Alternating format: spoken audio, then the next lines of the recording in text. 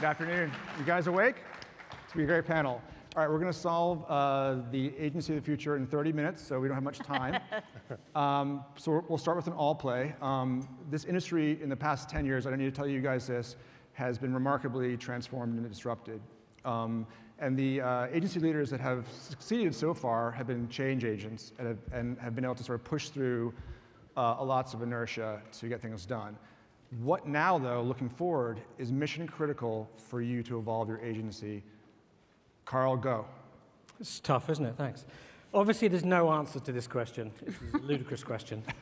The answer, I mean, everyone can talk about all kinds of things. I would just be one other voice. There's no point in adding to that. The only thing I thought that was worth telling you is the secret behind our company is that we are not obsessed with the next model. We are not obsessed with disciplines. We're not obsessed with technology. We're obsessed with the values by which we run the company. Because if you know that you have to recommend an honest answer, if you know that you can't recommend another company unless they're actually good, if you are prepared to collaborate with your clients honestly and you won't let your ego get in the way, then you know exactly what to do every day. Most companies, I would say, one of the reasons we're successful is because everybody else is a little bit fucked up, because they're not allowed to be free. And so in a way, it's not that we're awesome, it's just that we've identified many of the barriers lots of smart people have, preventing them doing the right thing.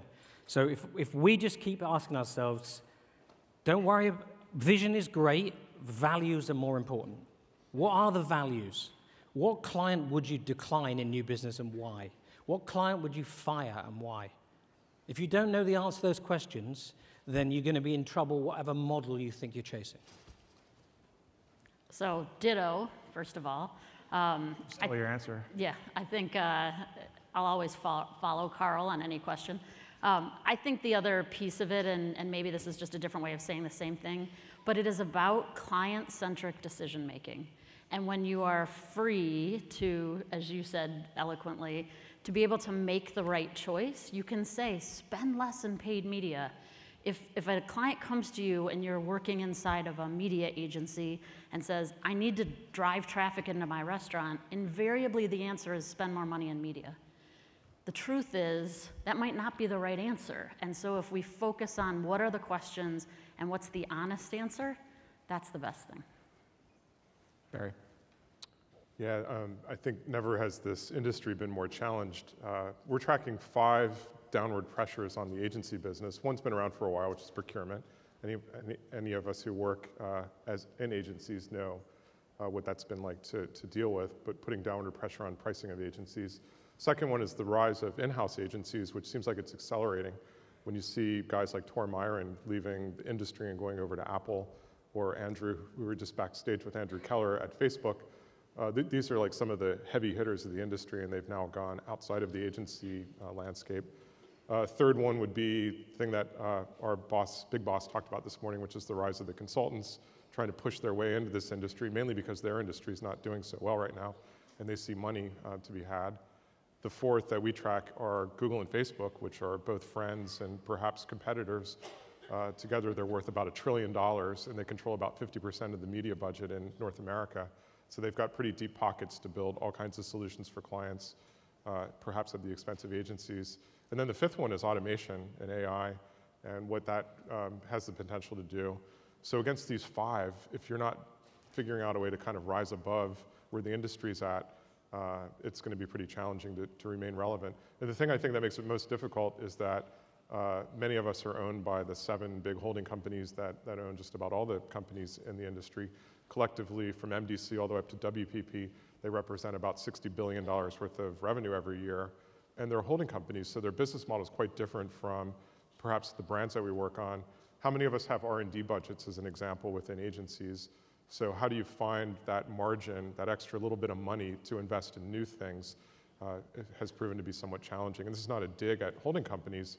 It's just the nature of the kinds of businesses that they run. For them, an investment typically is a new acquisition. To take something that they already own and invest in it in some new way to build a new capability, as an example, is not necessarily part of their model. Tamara. I try and answer this by what would make a brand or a company successful? How can we create effect? And what are our clients trying to achieve? So the first thing I think about is how can we impact in culture, which a lot of talks are about today. How can we be truly personal? What does it mean to be personal?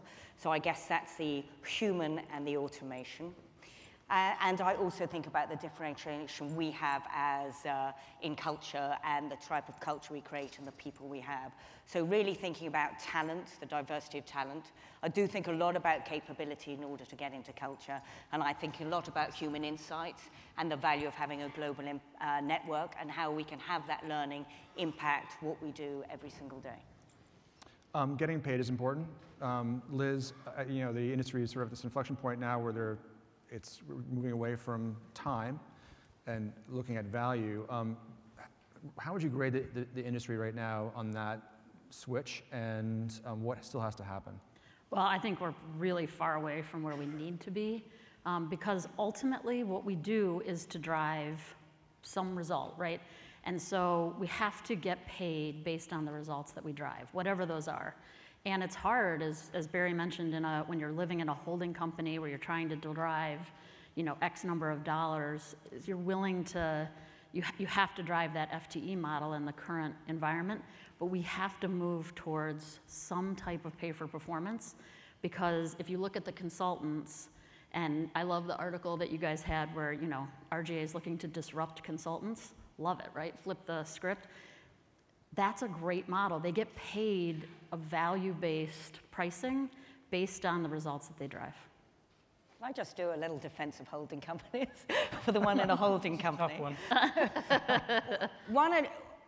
Creating an agency for the future, actually being, which is today, by the way, it's not tomorrow, really, it's where we live, is you do have to have a depth of capability, and every company over 5 years has to reinvent itself. I don't think we can sit wherever we are, staying where we are. So the one advantage I'd just like everyone to realize being in a holding company is I have the opportunity and the blessing to accelerate the capabilities I might not otherwise have, and have the opportunity to feed off everyone's R&D, because I wholly believe in R&D.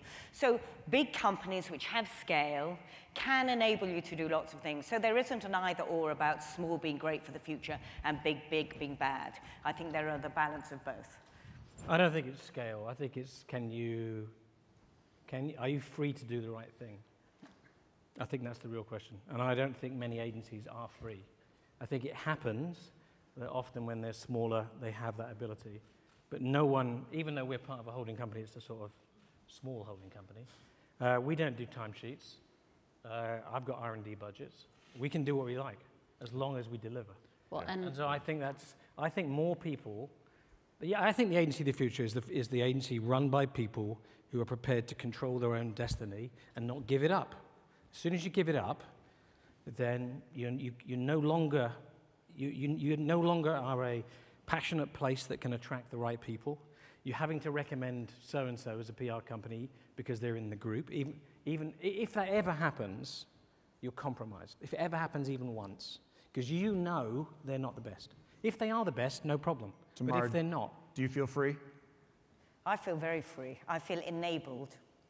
And it is about results, and it is about morally doing the right thing. And I think I have resources to get the talent we all need, which is not always the talent we have. I think we need to find a way to get to talent which is different from where we normally go from. And I think being in part of a bigger group enables me to get to that. So, but of course, the values are important, and being true to what you think. And the only thing I would add is a value is not a value until it costs you money. Yeah. And this year, for the first time, I was able to fire a client.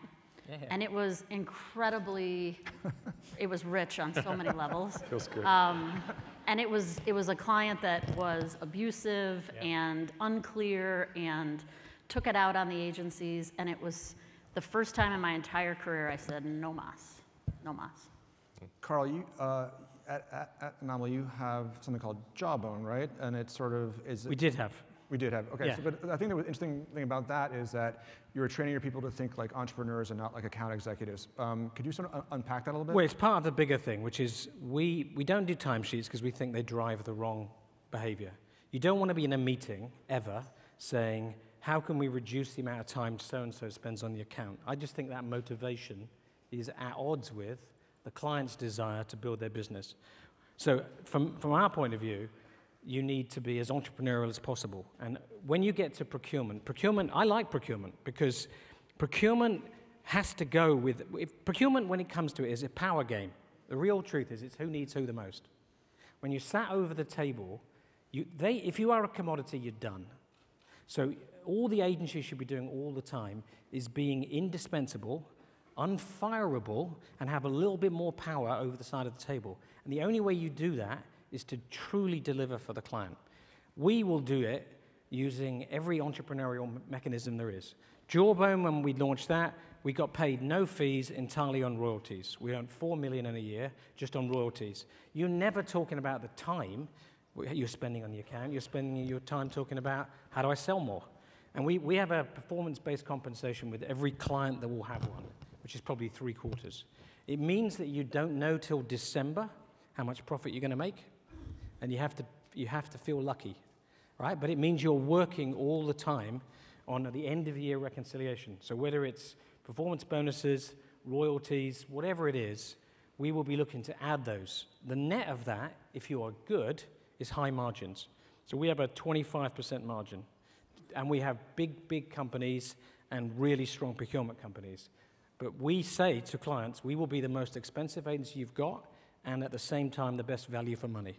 And the only way that's true is if you deliver for them. And I just think that's a better behavior driver than cost optimizing.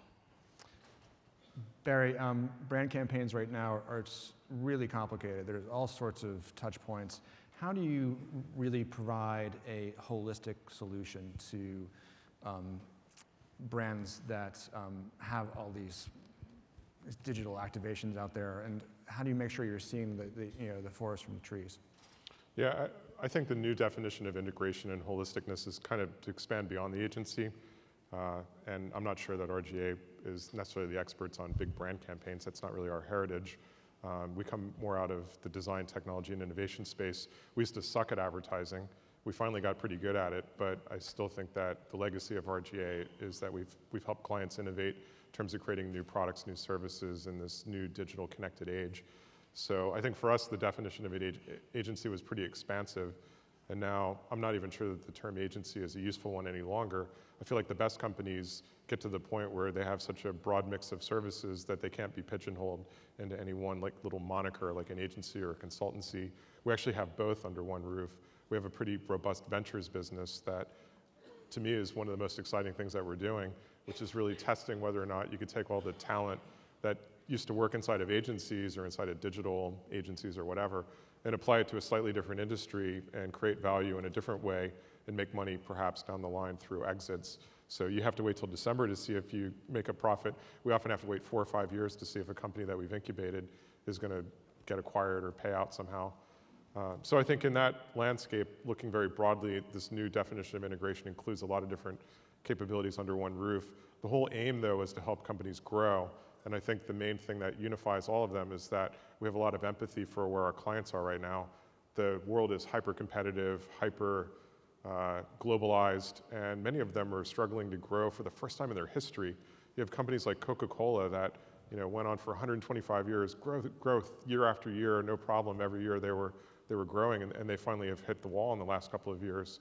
And part of it is because of some shifts in consumer trends, but and some of it is because the categories are hyper-competitive. Some of these problems transcend advertising. One of the things we haven't talked about is how consumers have become users. And we think of them often as consumers and not actually as utility. And a lot of brands have become like services. Yeah. So I think the nature of agency is more into making and into product solutions. So going back to what the perfect client is or how we work, I think the interesting thing is if you give us business challenges, then it's not about full serve, it's not about huge integration, it's not about being in every spot. It is actually about answering a business challenge and really thinking about a sense of purpose for a brand and how people can get into a brand and experiences and services. And that, of course, changes the nature of the people we have because they answer design questions, creative technologists, as well as data and obviously advertising and all those creative skills. So I think really we need to think in a different way because the expectation of what brands are all about. Liz, do you think that the business has sufficiently gotten past the fetish of technology and data and have reintroduced sort of more human insights to be able to create stories that sort of click into our sort of biological imperative to tell stories? No way. I think we are so in love with data as the answer, and probably one of my favorite things. So I started saying algorithms don't understand love. And it's really, if everything was based in an algorithm, we would all be perfectly matched with people, and there'd be no dating apps. And the truth of the matter is, whether or not you fall in love with someone is predicated on whether or not you can stand the sound of them chewing. Right? This is not a data. We are human beings. There are nuances to human emotion. And in the University of Washington right now, there's a class called Calling Bullshit in the Age of Big Data. And it is amazing. They've published the syllabus. There's a Yale professor who wrote an article on bullshit. And they have their complete sort of breakdown. How do you refute bullshit? Look it up, callingbullshit.org. And it is the truth of our industry is that we always want to seize onto the answer. And it's oftentimes so much simpler than what we make it. And we forget that we're just talking to other people. They're just other people. You're going to need both, though, aren't you? Right. Yeah. Let's just stop. I can't have to do this. Let's do a lightning round right now. What are you calling bullshit on right now? And we'll go down the line. I'm not calling bullshit. I love it at the moment. I think it's the most complex time it's ever been, but the most exciting. I'm not calling bullshit on anything. I just see loads of fun to be had and hard work, but no problem. I would say that while I also love it, I'm calling bullshit on the easy answer. Yeah. Call bullshit on the easy stuff. Moms love their kids. Let's make an ad about that. No. Barry? I think there's certain things that the industry fetishizes, perhaps to too great of a degree. Things like storytelling, which is important, and I think done well, it can grow brands. But there are some agencies who make that their entire business. They believe that they're purely in the business of storytelling, and I think it goes back to the points I made earlier that so many of the clients that we work for, their problems transcend advertising, storytelling, et cetera. It's one element of it, but it's not. It can't be all of it. I'm not calling bullshit on anything. It's just words without meaning don't help us. So the word content, anything can be content. Yeah. So it's just how you put it in a framework of meaning. But even content is exciting. At least one needs to know what sort of content and what sort of way. Well, creative, media, data, digital, content are all. Yes. I don't know what any of them mean. Yeah. Right. I have an analog department. I want you all to answer this question. Do you think clients have the proper level of bravery to sort of face the future? Varies, obviously. I think although there's a paralyzing fear of complexity, there's also sometimes an urgency caused by a crisis. So that necessity forces things forward. If you don't want reckless, crazy. So I think asking clients to be bold is also slightly naive. Right? I would just say you need to do the right thing, and the right thing is to stand out, be noticed, be talked about, be acted upon. So again, you've got to be commercially realistic. They might be gambling billions or hundreds of millions. So I think you have to be realistic what you're asking them to do. It's not a game.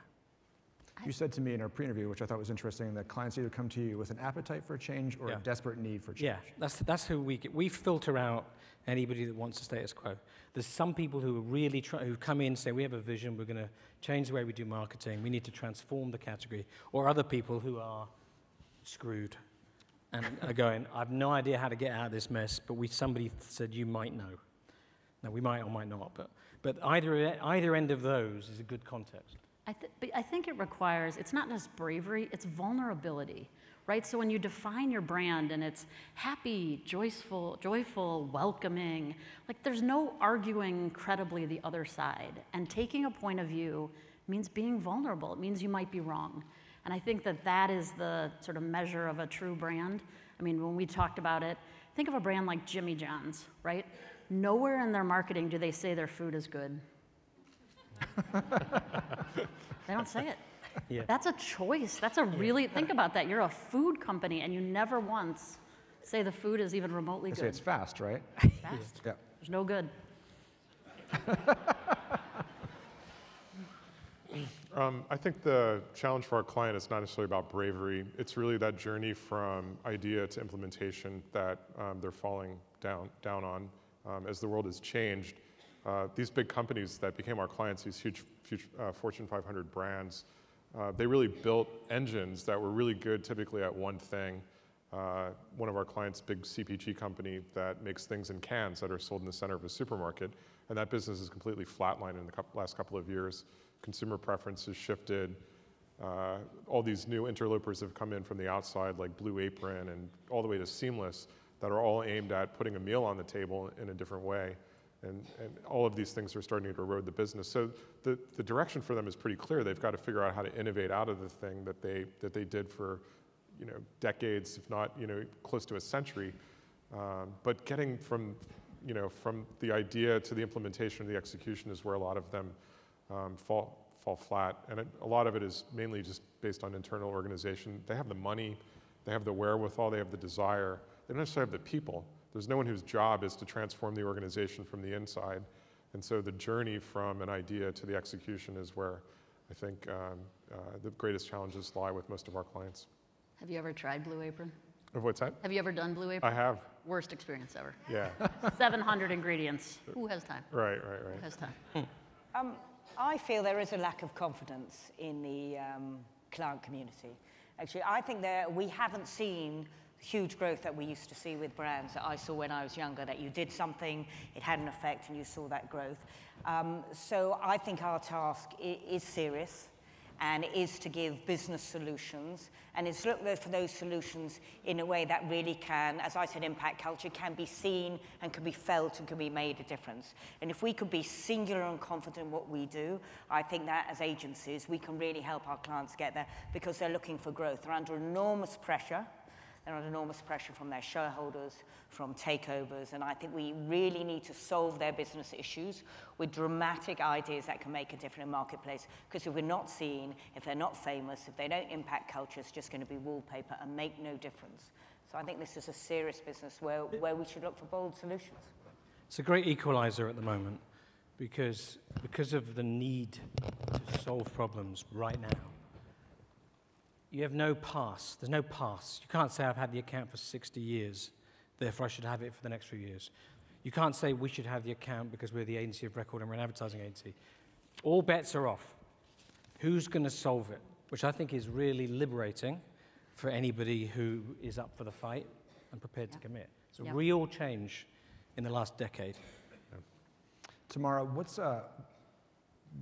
do your youngest, brightest talent coming into your agency this year, what is the most important thing for them, do you think? I don't think it's very different from what it used to be perfectly honest, but we're really all aware of it now. They want to feel that they can do and make, and feel really empowered and free. And if we don't enable people to do and make and see the results and we squash them, they will not flourish. So I think creating that environment. The other thing is, people talked a lot about diversity here, but it's absolutely critical that they're surrounded with people who are different, who are interesting, who are divergent in views and where they come from. If we don't do that, they don't want to work in that workplace. So I think empowerment and difference around them. Barry, at RGA, you guys work on cycles of disruption. Could you talk a little bit about that? Why are you structured that way, and will you continue to be structured that way into the future? Yeah, the guys that founded RGA they came out of the feature film industry, and they were pioneers of the visual effects business back in the late 70s, early 80s. And then that rode the wave into the digitization of the production business. The internet came along, we reinvented around that, became an interactive agency in the early days, and then saw broader opportunities to kind of disrupt the agency business, I guess, for lack of a better term. But I think the core idea of RGA is to find really interesting technology that you can build a business around. Technologies that are really disruptive, last for about a decade, and then you have to jump off. So we had this deliberate strategy of reinventing every 9 years. I think we've gotten to the point now where you got to be reinventing continually. Yeah. There is no cycle any longer. It's a constant cycle of reinvention and creating new things. I think that goes back to the points I made earlier about how do we find the room to invest in the industry.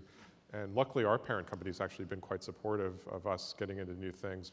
It goes back to what Carl was saying, that if you're very successful, if you deliver results, they'll find the way to enable you to jump into something entirely new like ventures, which we started 4 years ago, and they kind of looked at us like, you guys are out of your mind, like why would we do this?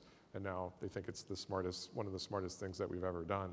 So finding the territory to constantly add these new things, make these investments, reinvent continually is where I believe we've netted out. Liz, what's the most important hire you're going to make in the coming year, and how will it set you up for success in 2 years? It's a great question. I think our most important investment right now is around creative talent and people that are willing to think and grow differently. So, you know, it's to be said, of course, we talk about diversity. I live in Minneapolis. That's a really tough market. But I'm actually interested in people that haven't grown up in Minneapolis, right? There's diversity in that for us. And I think the focus on ideas, I love the way Anomaly and Carl have done it, that it strips away the notion of technology, and Barry, you said it. We lived in a world where everything was so difficult, right? You've got JP Morgan out there saying they went from 400,000 to 5,000 sites. We've reassembled the world almost to a 3-media model. Remember back in the early days, we'd say, well, there was ABC, CBS, and NBC. We're kind of back there. It's Amazon, Apple, Facebook, and Google. Newsflash, not many other things matter. So if the complexity is stripped out, it is really about the ideas. Peter Nicholson was our chief creative hire, and building the team underneath him is where I'm focused. Carl, looking out with things like AI and VR, AR, 360, how will those things change not only your capabilities, but your culture? Well, they won't change the culture at all, because they can't. I mean, we set at the very beginning and defined the things we believe in, and then in order that they are real, we act upon them. So the values should never change in our organization. The capabilities will, like Barry's saying, we need to evolve our capabilities all day, every day, forever. Right now, merging about 3 questions, right now, the people I really want, who I can't find, because we are, at our heart, we're a strategic company who can execute in many different ways, but the strategic hub is the vital bit. The people I really want are innovation strategists and communication strategists. Because if you get that right, you can directly impact the client's business. Comms is so far down from that. And then if you are in comms, who the hell can navigate this evolving landscape? So the pressure for us is to find those people. There's always pressure on any talent, but they're the scarcest talent that we can find, which is, with all of the changes in technology, it's just going to get harder. Barry, what do you think is institutionally underestimated in the business? It's a hard question for 2 minutes left. I'm glad that wasn't mine. Good one.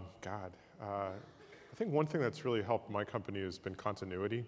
And you know, Carl founded it, agency still runs. Bob Greenberg founded the company, 40 years later, he still runs it. There's an executive management team. I've been there for 18 years. There's a number of us that have been 15 to 20 plus years, all working together. And in an industry where you typically don't have very much continuity, people bounce around continually, that's been one of the keys to our success. So, and this goes exactly what Carl was saying. The reason that many of us stayed is because of the culture. It's been because we all felt we were on a mission together. We felt we were part of a common culture that worked. And so we stuck it out. We didn't jump ship and go off and do other things. And the continuity, I think, has been underestimated. Tamara, how do you, at JW2, how do you try to achieve that very thing, that continuity of culture? I think we all universally agree here, our competitive advantage, wherever you sit, is your culture. I'm particularly interested in hunger and humility. They may seem the opposite ends, but I think to be really hungry actually may get away from not knowing your communication person, but it's a hunger to learn and a hunger to know, and then a sense of humility. I try and look for those 2 qualities, because humility is really listening and getting on with people. So I look for those 2 qualities, and I think that's what gives us a competitive edge and gives our culture some longevity. It's also maybe one reason why the big consultancies that are trying to buy their way in are going to find it pretty challenging to really become competitive. It's because you can't acquire your way to a great culture. That's right. In fact, it makes it doubly hard because you're now trying to bridge multiple cultures, and it's hard to find examples of where that's actually worked. You got to know where, if you were 20-something, you got to know why you would work at your company. Especially if you were really good. You're 26, 28, you're really damn good. You feel like the world is your oyster, so I'm going to join you. You need a really good answer. Okay, so we're almost out of time. I'm going to ask you each of this, but I'll start with Liz. If you could purge one thing that's really getting in the way of meaningful progress, what would it be? Jeez. You're asking hard questions, aren't you? I know. This was not in the pre-call. I just want to point out to everyone in the room. Trick questions. Yes. I do think the reliance on data and the, if we could purge one thing, it is the oversimplification of people and segments, and Kathleen talked about it in the panel before, sort of these assumptions about people.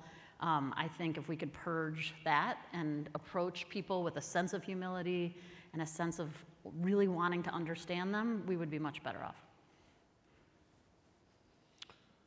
I think the biggest thing we got to confront is how to get young people interested in working in these businesses. The best and the brightest I don't think they ever think of the agency business, period. And so how do we get on their radar? How do we create that outreach that many of these companies are thriving, that are high growth, exciting places to work, real interesting diversity of work that you could be doing. But I still think that a lot of the young best and brightest coming out want to go work at a technology startup or at Google or Facebook. So getting that connection back to young talent is one of the key things that I think we got to focus on as an industry. More ping pong tables. Yeah, right. Foosball. Ping pong tables. We have that, but it doesn't seem to. You need a big, big bar. I would purge poor briefs and ask for business challenges. Last but not least. I would purge the years I wasted not investing in training, which is 600 people now. We should have done it when we had 100 people. Because it's just much harder. All right, guys, we're out of time. Please join me in thanking the panel. That was really fun. Thank you very much.